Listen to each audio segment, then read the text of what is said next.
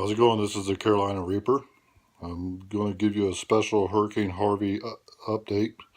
We are now dealing with a Category 3 system. I'm going to get to the stats here in a minute, but I want to give you a little analysis of the infrared satellite imagery first.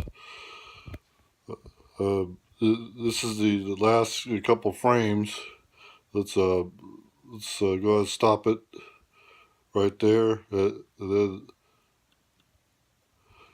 All right, this is the last frame, and if you really look at the structure, you got a lot of uh, lighter reds right there. A lot of reds begin to wrap around. The eye has really become clear. Uh, Now that's a little bit different than it was doing last night when winds were at 105. The eye was struggling to get developed there, but we're starting to see a lot of cold thunderstorm cloud tops really wrapping around that eye right there. So the storm is still showing signs of getting better organized. The storm has been over very warm ocean waters at excess between 87 and 90 degrees. So it has been in a very low wind shear environment, and also it hasn't had hardly any dry air going into the storm whatsoever.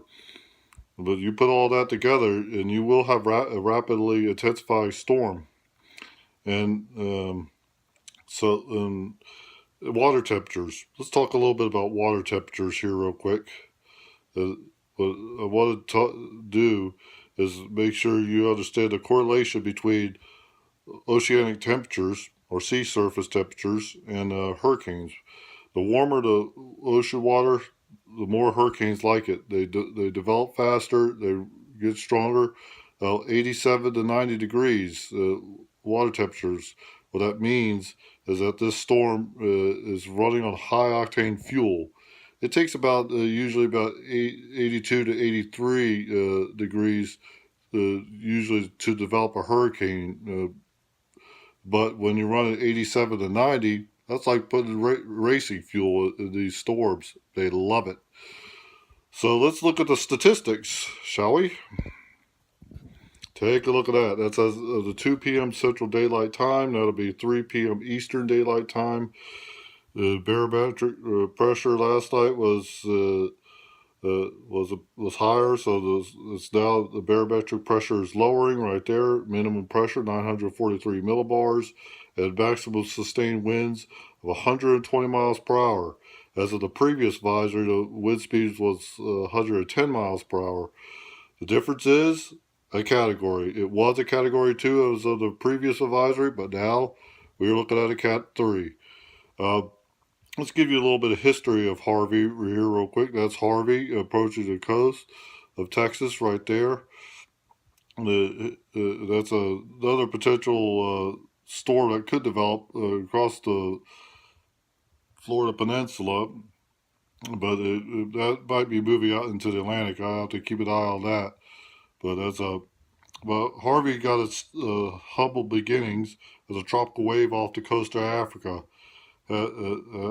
Stayed pretty much a low key invest as it moved across a low chance. Did it cross the Leeward Islands and Antilles right here into the Caribbean Sea. Then it strengthened tropical depression, a tropical storm.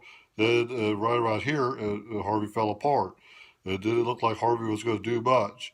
Then Harvey turned north. Still wasn't looking too good, but then it started to show promise. It's restricted. It became a tropical depression right around the Yucatan Peninsula. Then emerged in Bay of Campeche. Then it strengthened into a tropical depression, tropical storm, hurricane, and here we are.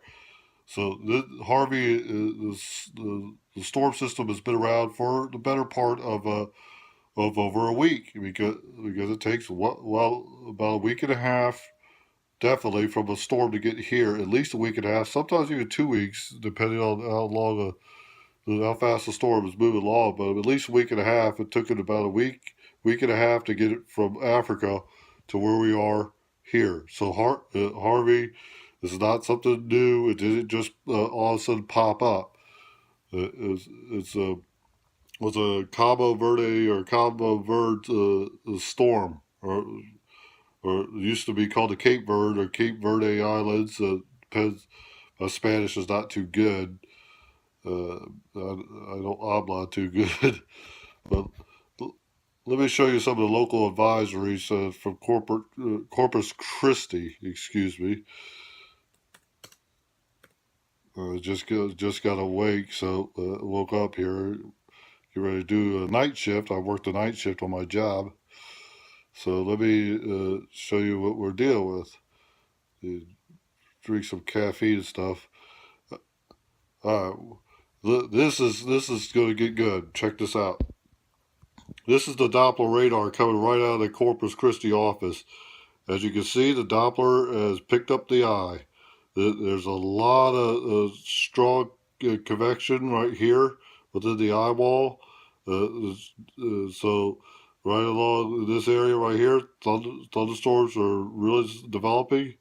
Uh, Now this red box that popped up here, that's a tornado warning. So you got a thunderstorm right here that's capable of producing a tornado right there. Let me zoom in on that real quick. That's a tornadic thunderstorm cell. So that's not good. Uh, these are all the watches, advisories, and everything. It is not good at all here. So if you know anybody who lives in this area, from I'd say from this area, it looks like Raymondville, all the way up through Corpus Christi. These are all people under storm surge warnings. They're expecting the water to flood inland from the Gulf of Mexico. You got hurricane warnings all the way up through Victoria inland now. You got flood warnings. And then you got tropical storm warnings all the way inland to San Antonio. So basically, what that means is this is going to be one heck of a mess. Uh, it's not going to be good. It's going to be one heck of a mess. They're expecting in Victoria alone, they're expecting winds of over 100 miles per hour. And that's inland from the coast.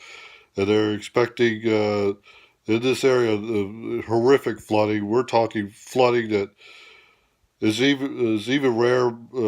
I mean, this is an extremely rare event for Texas. I mean, they've seen storms, but it doesn't happen too often. This is last Category 3 hurricane to hit the United States was Hurricane Wilma in 2005. But this is going to be a very terrible situation because the storm is forecast to just stay in the area all the way till midweek, perhaps even Wednesday. We're dealing with Friday today. It's going to stay around till next Wednesday.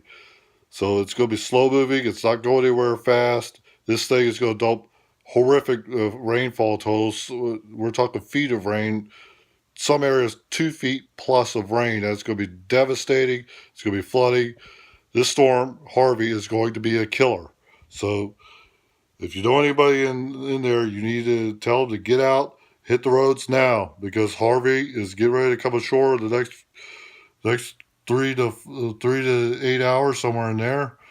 At least a good portion of it, probably more towards I'm actually have 6 to 8 hours. I'm sorry. It's getting ready to come ashore. Harvey's going to get ready to cut those escape routes. So people need to get out. I've been through hurricanes before. Hurricane Floyd, it was a bad flooder. That's what they do. These storms to cut escape routes. When I was chasing it, it cut my escape routes. I had to deal with it.